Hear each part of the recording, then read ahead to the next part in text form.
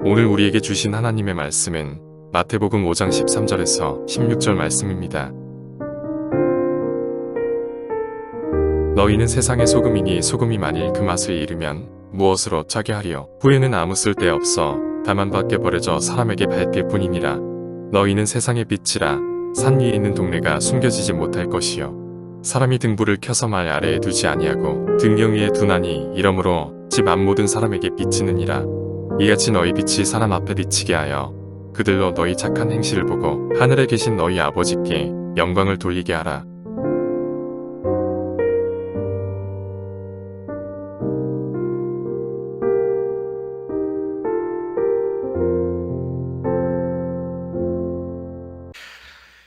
자, 오늘 우리가 함께 나누는 말씀은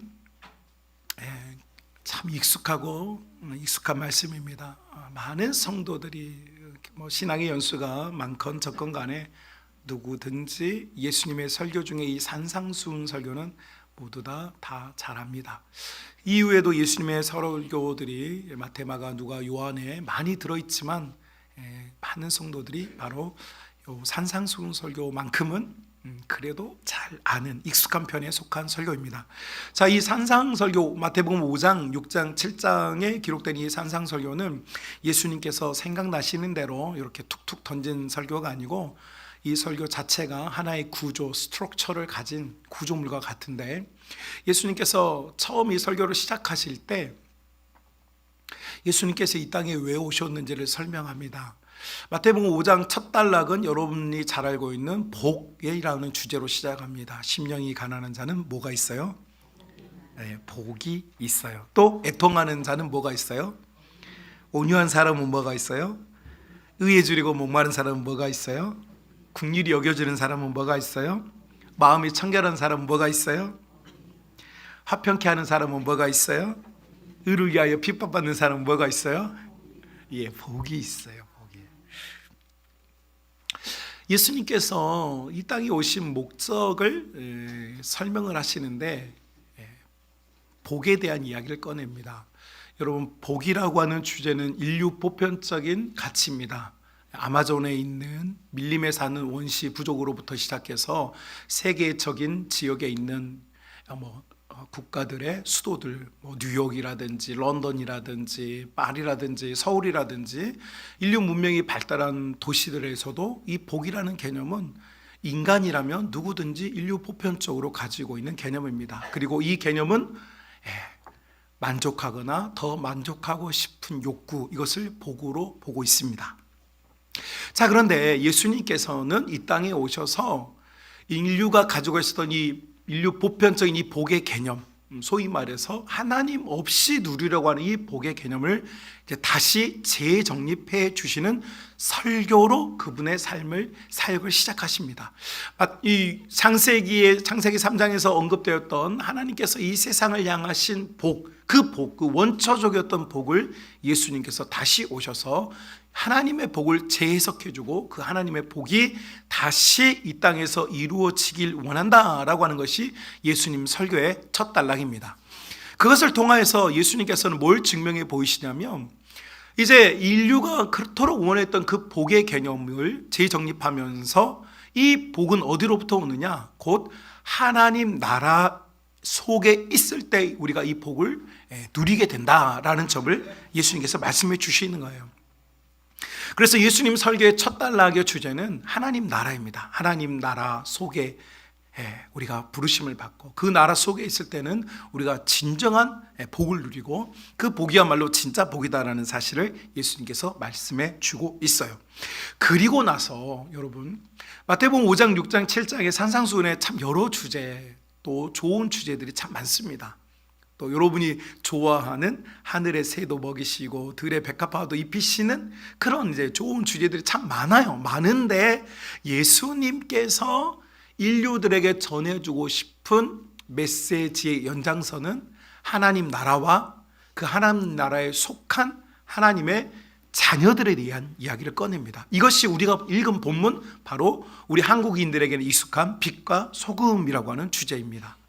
하나님 나라가 있는데 그 나라에 속해 있는 사람들, 우리가 소위 교인 혹은 성도라고 부르는 이 사람들의 정체성, 이 사람들은 누구냐, 이것을 이제 말해주고 싶어 해요. 예수님께서는 두 개의 단어로 그 정체성을 우리에게 설명해 주는데, 여러분 13절 보실까요? 13절 이렇게 시작합니다. 너희는 세상에 뭐라고요? 네, 14절 너희는 세상의 빛이다, 이렇게 말씀하고 있습니다. 자, 우리 한국인은 어휘 정서상 앞에 짧은 단어를 두어서 심리적 안정을 꾀합니다. 그래서 성경은 분명히 소금이 먼저 언급되고 빛이 나중에 언급됐는데, 우리는 통상적으로 교회에서 뭐라고 말합니까? 빛과 소금이라고 말합니다. 한국인의 정서, 어순의 정서 때문에 그렇게 사용하고 있습니다. 자, 여러분, 그러면 제가 질문 하나 드리겠습니다. 여러분, 빛이 더 중요합니까? 소금이 더 중요합니까? 그쵸? 여러분, 소금이 더 중요합니까? 빛이 더 중요합니까? 자, 제가 일부 예배 때 물어봤더니 일부 예배 대답했던 사람들은 소금이 13절에 먼저 언급됐기 때문에 소금이 더 중요하다는 대답이 다수였습니다. 여러분, 2부에 물어보니까 2부에서 예배 드린 여러분은 빛이라고 말씀하시네요. 아마도 여러분은 농사를 경영해 보셨기 때문에 빛의 소중함을 아시기 때문에 아마 그런 대답을 하셨을 겁니다. 소금은, 염분은 꼭 소금이 아니더라도 음식물이라든지 여러 곳에서 염분을 섭취할 수 있는데, 빛은 대안이 없어요. 빛이 없다면 빙하기가 찾아오죠. 인류는 멸망합니다. 그래서 사실 이 중요도의 정도를 따지자면 뭐가 더 중요하다고요? 예. 이렇게 과학적인 질문하면 이렇게 대답을 잘하는데 왜 성경 질문하면 왜 대답을 안 하시냐고. 여러분, 예수님께서 뭐가 더 중요하다고 생각하시는 것 같아요? 자, 여러분, 여기에 제가 드리는 질문에는 함정이 있었습니다. 우리 인류 보편적인 사회에서, 또 하나님이 창조하신 세계에서 빛은 굉장히 중요합니다. 빛이 없는 세상은 존재할 수 없습니다. 그런데 예수님께서는 소금을 먼저 꺼내드렸어요. 여기에 예수님의 일종의 트릭이 들어있습니다. 왜 그럴까? 중요도에 따른 배열이었다면 여러분, 아마 빛 다음에 소금 아니고 여러 가지 다른 물질이나 재료가 들어가야 하지 않았을까요? 예를 들자면, 여러분, 금이라는 소재가 있습니다. 물질이 있습니다. 여러분, 금은 여러분의 지금 손가락이나 혹은 목에 혹은 귀걸이에 달려있는 여러분을 예쁘게 꾸며 지우는 그런 물질이지만, 실제로 여러분 지금 현대 사회에서 여러분의 몸을 치장하는 데 사용되는 금은 극소수의 하나고, 실제로 이 현대 사회에서 통용되는 대다수의 모든 곳에는 금이 사용됩니다. 여러분 지금 사용하는, 여러분도 지금 다 금목걸이, 금반지 하지 않았어도 다 여러분 지금 금을 가지고 계신데, 여러분 핸드폰 안에 금이 다 들어 있습니다. 우리가 사용하는 모든 전자기기 안에는 금이 다 들어갑니다. 이 행성, 지구라는 이 행성에 존재하는 물질 중에 인간이 채취해서 가공하기 쉽고, 가공하기 쉬울 뿐만 아니라 가치는 있지만 이것들을 정교하게 다룰 수 있는 물질 중에 이렇게 전도율이 좋은 소재가 그렇게 많지 않습니다. 그래서 우리 인류가 문명이 발달하면서 사용하는 대다수의 전자제품에는 이 금이 다 들어갑니다. 컴퓨터에도 들어가고, 핸드폰에도 들어가고, 패드에도 들어가고, 여러분 사용하는 대다수의 전자제품에 다 이 금이 들어가고 있어요. 예수님께서, 야, 너희는 세상에 뭐가 되면 좋겠어요? 금이 되어라 이랬으면 여러분 훨씬 더 우리가 이해하기 쉽지 않았을까? 사회가 발전하면서 또 이런 것도 있습니다. 다이아몬드라든지 히토류 같은 것들, 원소들 중에 지금 히토류는 다 금값이거든요. 여러분이 사용하고 있는 모든 전자제품에, 또 특별히 금은 전도체이지만 이 히토류는 배터리를 만드는 데 있어서 가장 중요한 핵심 재료입니다. 지금 그래서 자원 전쟁을 하고 있습니다. 우리도 한때 이렇게 이웃 나라와 C국가, 이 국교가 그렇게 원활하지 않을 때 그곳에서 수입해 오던 히토류가 급감하면서 우리나라 경제가 한번 휘청했습니다. 그 정도로 중요한 소재예요. 자, 여러분, 그래서 이런 논리를 따지자면 예수님께서 하나님의 자녀들에게, 하나님 나라에 속해 있는 백성들에게 세상에서 말하는 고품질 혹은 고가치의 어떤 존재로서 우리를 불러주셨다면 우리는 훨씬 더 그런 존재들이 되기 위한 노력이라든지 그런 가치를 갖기 위해서 노력했을 것입니다. 자, 그런데 여러분, 오늘 본문을 자세히 들여다보면 굉장히 특이한 두 가지를 발견하게 됩니다. 첫 번째는 너희는 세상의 소금이 되기 위해서 노력하라고 하는 명령이 없습니다. 너희는 세상의 빛이 되기 위해서 노력한 그런 빛이라고 혹은 소금이라는 존재가 되기 위한 어떠한 노력을 있으라고 말하지 않고 예수님은 그냥 선언해 버립니다. 너는 세상의 소금이다. 그러니까 becoming, 넌 그렇게 돼야만 한다는 말씀이 아니라 넌 그런 존재야 이렇게 말씀하시고, 너희는 빛이 되기 위해서 좀 빛을 좀 내며 살아봐 이렇게 말씀하지 않고 너는 빛이다 이렇게 말씀해 버리십니다. 그리고 이 본문에 또 다른 특징 하나가 있는데, 예수님께서 빛이나 소금의 여러분 소중함이나 귀중함의 정도에 따라서 배열하지 않고 고의적으로 예수님께서 이 두 개 중에 덜 가치 있는 것, 덜 소중한 것을 먼저 배치하고 더 중요한 것을 나중에 배치하는 방식을 통하여서 지금 예수님께서는 이 두 개의 물질 그것 자체가 되는 것에 크게 관심이 없다는 사실을 알게 됩니다. 그래서 이 빛이나 소금 대신 여기에 히토류나 금이나 다이아몬드 같은 단어가 들어가도 전혀 상관이 없어요. 그러면 이 본문에서 정말 중요한, 예수님이 정말 말하고 싶어 하시는 메시지는 뭘까?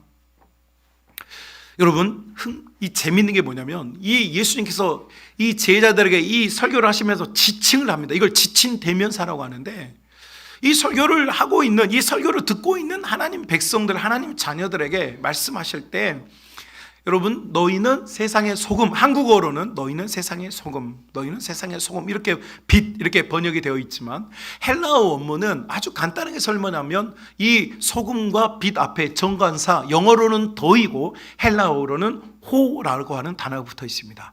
정관사가 붙어 있다라는 말은 여러분 있잖아요, 직역하면 이렇습니다. 그 소금, 그 빛이라는 뜻입니다. 그 소금이다, 그 빛이다.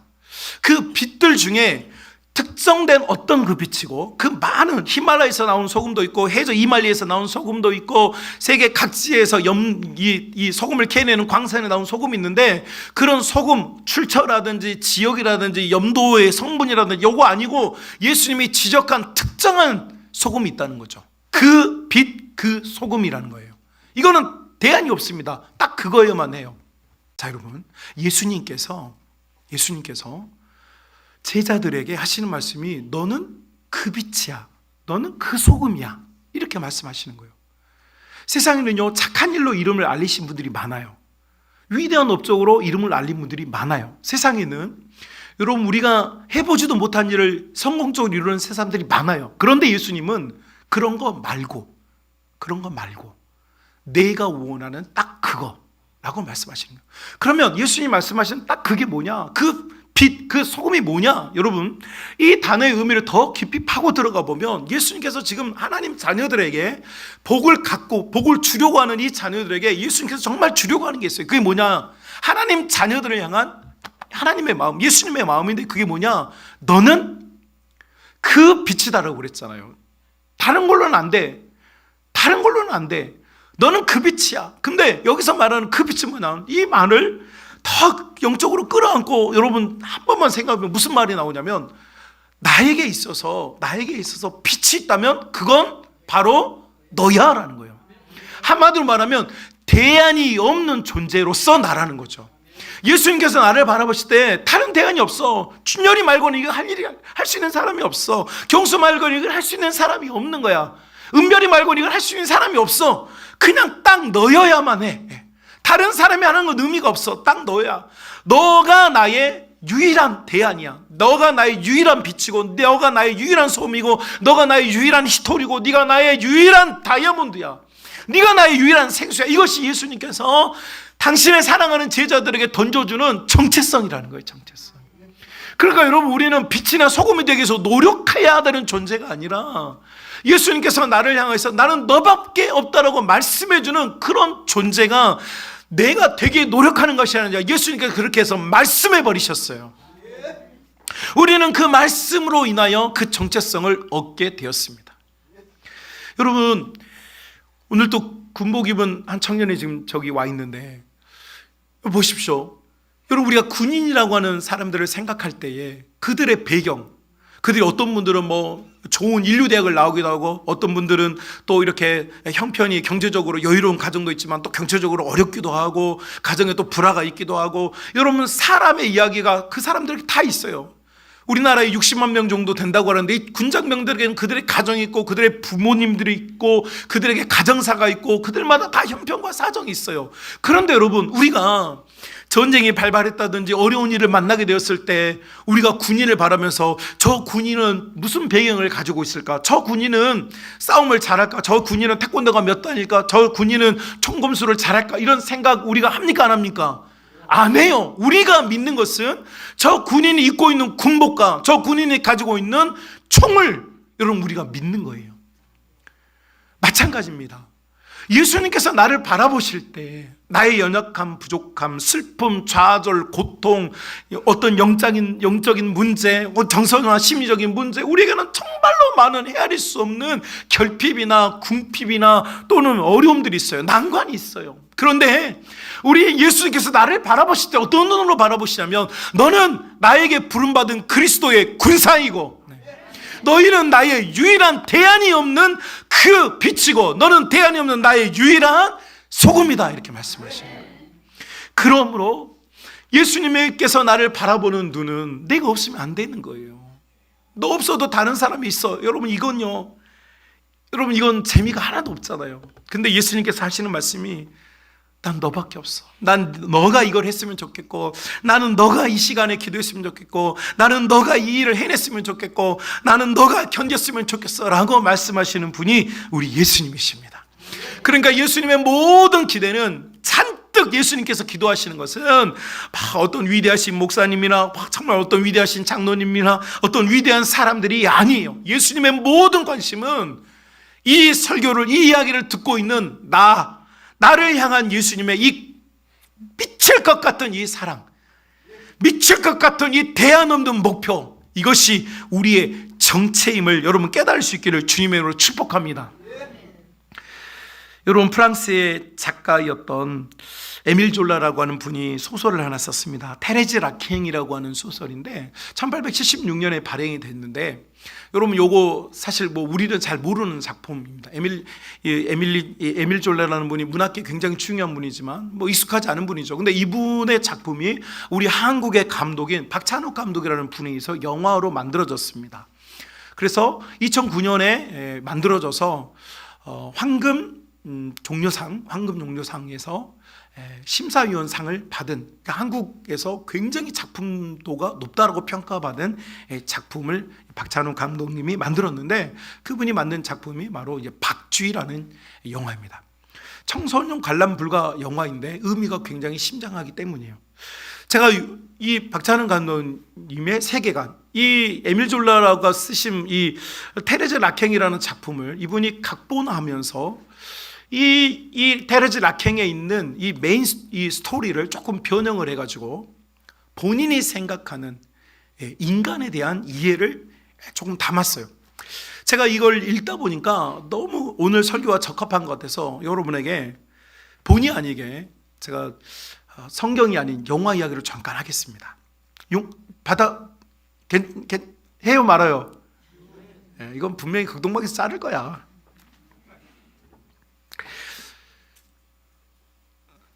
이 박찬욱 감독님이 테레즈 라켐이라고 하는 이 작품을 각색을 하면서 인간을 세 종류로 보았어요. 인간을 세 종류로. 여기에 나오는 주인공은 원래는 신부님입니다.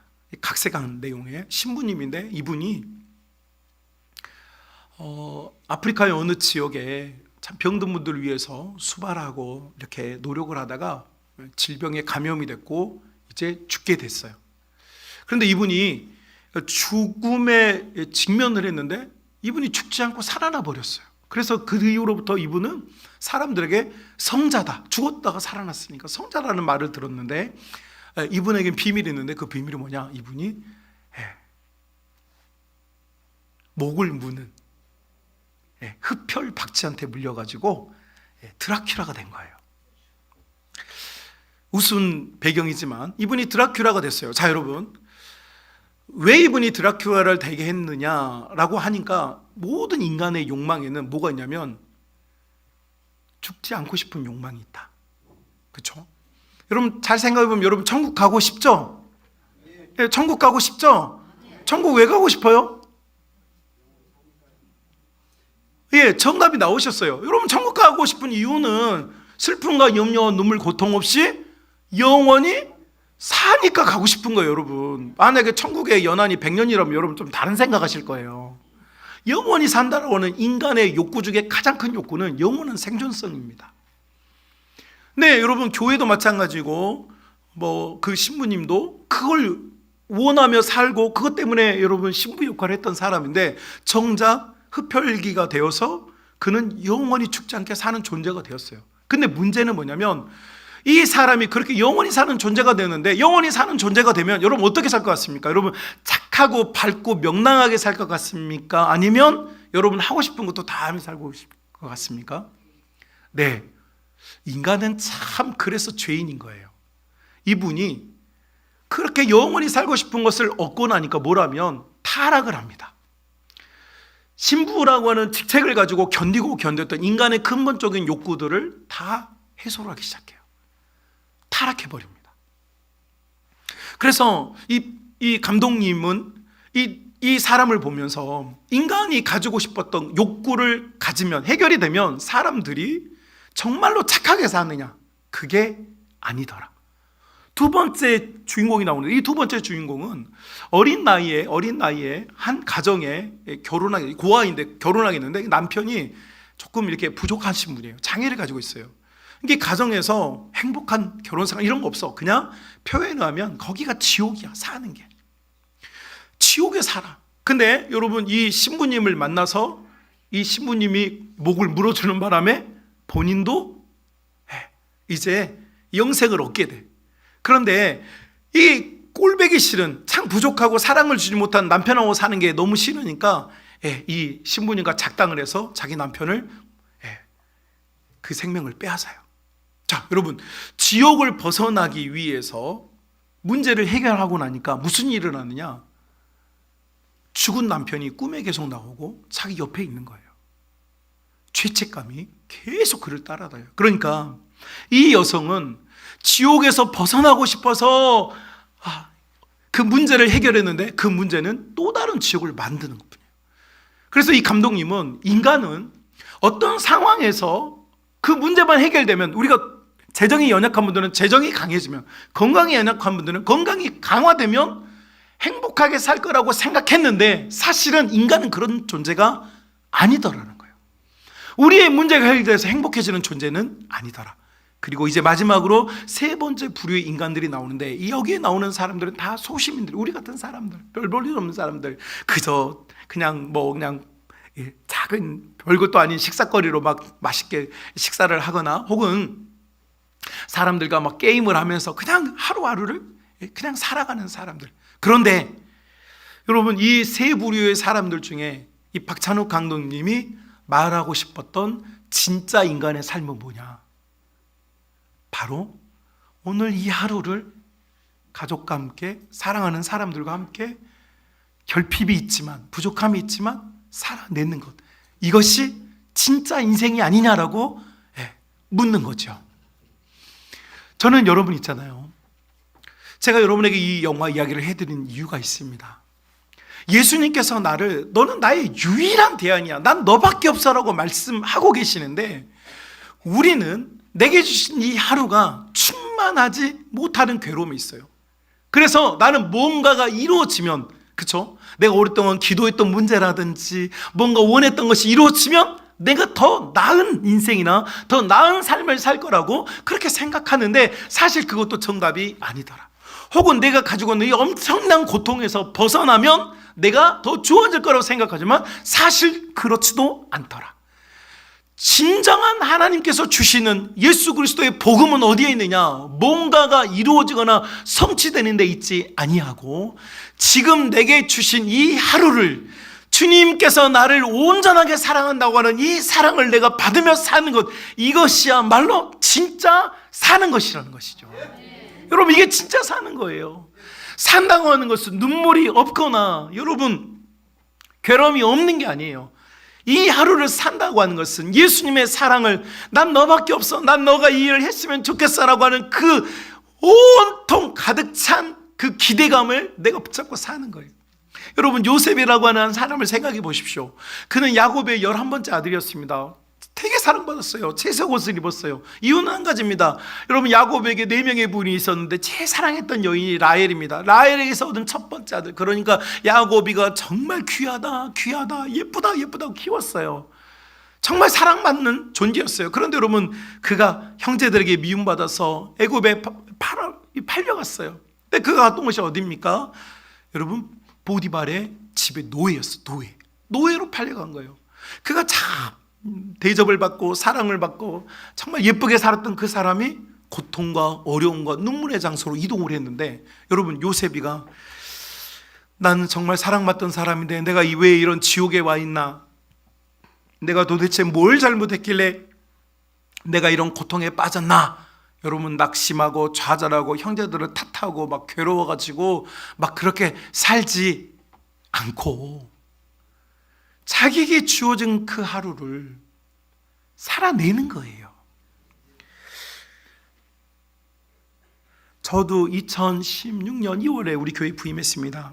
첫 대신망하고 2016년 3월에 제가 교족부를 만들어서 우리 교회가 사용하고 있는 교족부에 우리 교회 생년월일 다 놓고 이렇게 호적조사 다 해가지고 나오니까 우리 교회 통계가 나와요. 제가 처음에 왔을 때 우리 교회 교족에 들어간 신방하신 분들 다 이렇게 하고 나니까 82명이었고, 여러분 교족부에 넣고 나니까 여러분 통계가 나옵니다. 우리 교회 평균 연령이 69.7세였습니다. 69.7세. 그러니까 70세죠. 70세.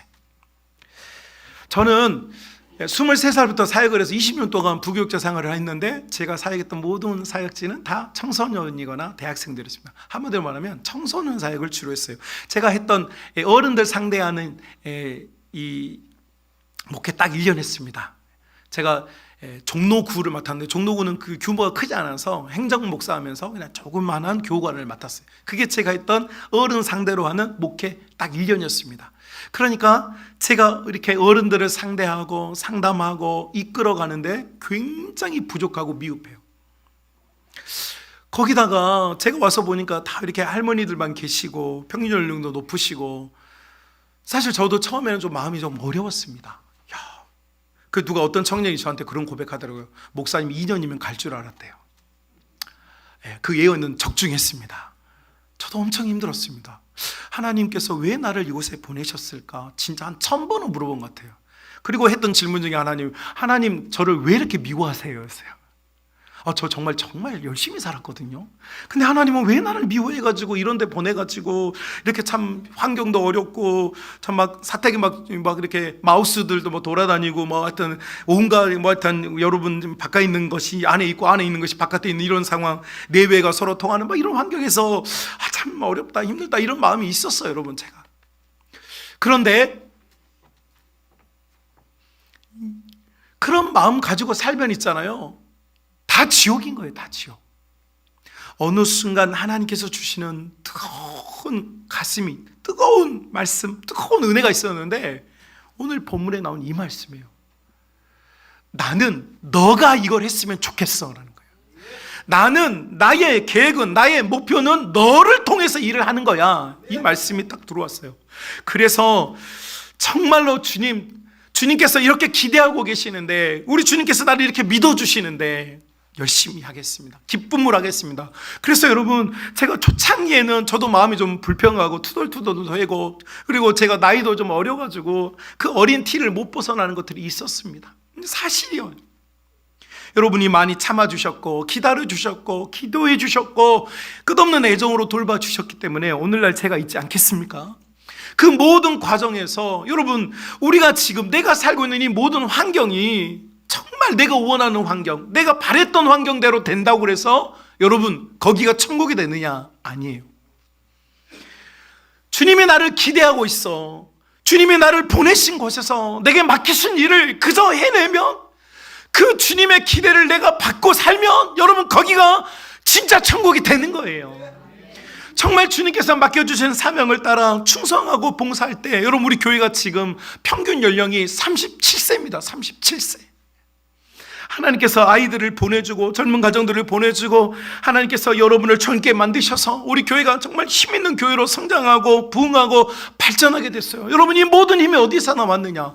요셉의 꿈이, 요셉이 노예로 팔려가면서 꿈이 정치가가 되고 행정가가 되고 여러분 총리가 되는 게 목표와 꿈이 아니었어요. 요셉은 보디발의 가정의 그 험한 일부터 가장 더럽고 가장 더러운 곳에서부터 그의 일을 그 어린 아이가 해내기 시작했어요. 그리고 여러분 그 아이가 그 모든 걸 해냈을 때 여러분 보디발에게서 인정을 받고 그가 그 가정을 키핑해내는 하우스키퍼가 돼요. 그 모든 것을 관장하는 사람이 돼요. 그런데 여러분 이 모든 것을 관장하는, 그러니까 한 사람이 그 가정을, 그 가문을 완전히 그 사람 중심으로 바꿔놨어요. 그때 하나님께서는 이제 검증된 요셉을 어디로 보냅니까? 왕궁으로 보내요. 왕궁으로 보내는 방법이, 여러분 히브리 노예 출신을 누가 그 말을 들어주겠어요? 그러니까 요셉이를 하나님이 보내실 때에 감옥으로 보내요. 여러분 우리가 보기에는 요셉이 고난이었지만 하나님의 계획표는 요셉이를 장소를 이동시키기 위한 하나님의 일이셨단 말이에요. 근데 그곳에 가서도 요셉이는 열심히 했어요. 나 옛날에 그래도 경호실장이었던 보디발 대장군 밑에서 내가 이렇게 하우스키퍼 하면서 내가 총무 역할했던, 나 정말 내 말 듣고 움직이는 종들이, 노예들이 몇십 명이었는데 내가 지금 여기에 또 와 있구나. 나 참 비참, 이런 생각 안 해요. 요셉이는 내게 준 이 하루를, 내게 주신 이 장소를, 내게 준 이 맡겨진 일을 억지로 맡았건 자원에서 맡았건 이 일을 그가 성실하게 해낼 때에 여러분 파라오의 측근들로부터 인정을 받고 그 측근들이 청거해서 결국 파라오 앞에 가게 되고, 여러분 파라오에게서 신임을 얻어서 결국 이집트라고 하는 이 대제국을 여러분 행정가로서가 아니라 사실은 히브리인들을 이주시켜서 정착시킬 수 있는 시드 필드를 만드는 그 일을 하나님께서 그에게 맡겨주신 줄로 믿습니다. 지금 우리의 삶이 그래요.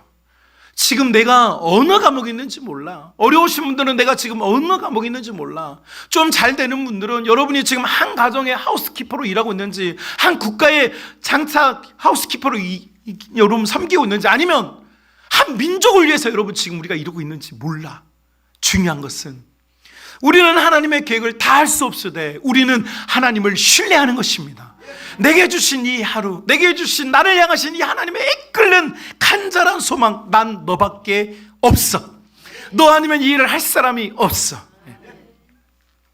우리 교회 제가 우리 찬양팀 참 좋아합니다. 너무 예뻐합니다. 이 친구들이 여러분 참 우리 교회 참 어렵고 힘들 때 견디고 우리 시드가 되었던 우리 이 청년 몇 명이서 이 친구들이 견뎌서 사실 우리 교회가 이렇게 시드가 됐으니까 지금 우리 있는데, 이 친구들이 이걸 해오는 동안 참 번아웃도 되고 지치기도 하고 팀워크가 좀 안 맞을 때도 있고 좀 삐걱거릴 때도 있고 괴로울 때가 많죠.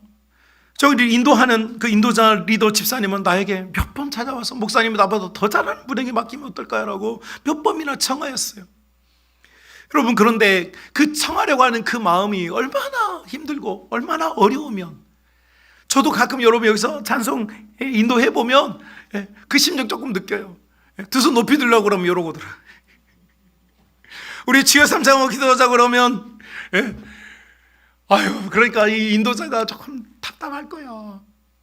우리 인도자를 위해서라도 열심히 따라합시다. 그런데 제가 늘 했던 이야기, 제가 받았던 제 마음속에 있는 감동 항상 이야기해줘요. 너 아니면 누가 아냐? 여러분, 나 아니고 다른 대안이 주님에게 있었다면 나에게 안 맡깁니다. 지금 나에게 뭔가를 맡기셨다면, 우리 가정 엉망진창인 가정, 갈등 있는 가정, 다른 사람이면 못해, 나니까 맡겨주신 거예요. 네가 너희 가정에, 네가 너희 교회에, 네가 너희 성도들에게 유일한 대안이다. 나의 유일한 대안이다. 그래서 예수님께서 사랑하는 성도들에게, 사랑하는 제자들에게, 얘들아, 너는 나의 대안 없는 유일한 제자다, 유일한 성도다, 지금 이 시간에도 말씀해 주고 있는 줄로 믿습니다.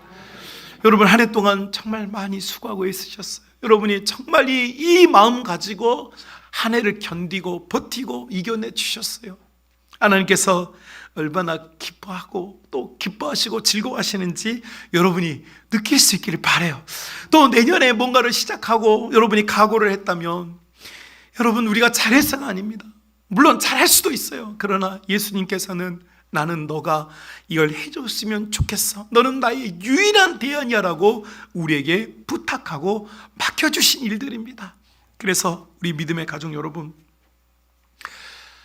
너희가 세상의 소금이다, 너희가 세상의 빛이다 하는 이 말씀을 여러분 뚜렷하게 붙잡을 수 있기를 주님으로 축복합니다. 그래서 따라합시다. 나는 예수님의 유일한 대안이다. 나는 예수님의 유일한 대안이다. 예수님에게 대안이 없습니다. 나만이 대안이에요. 여러분이 그 끝없는 예수님의 열정과 꿈을 여러분도 붙잡고 잘 달려온 이 길을 또 믿음으로 잘 달려갈 수 있기를 주님의 이름으로 축복합니다.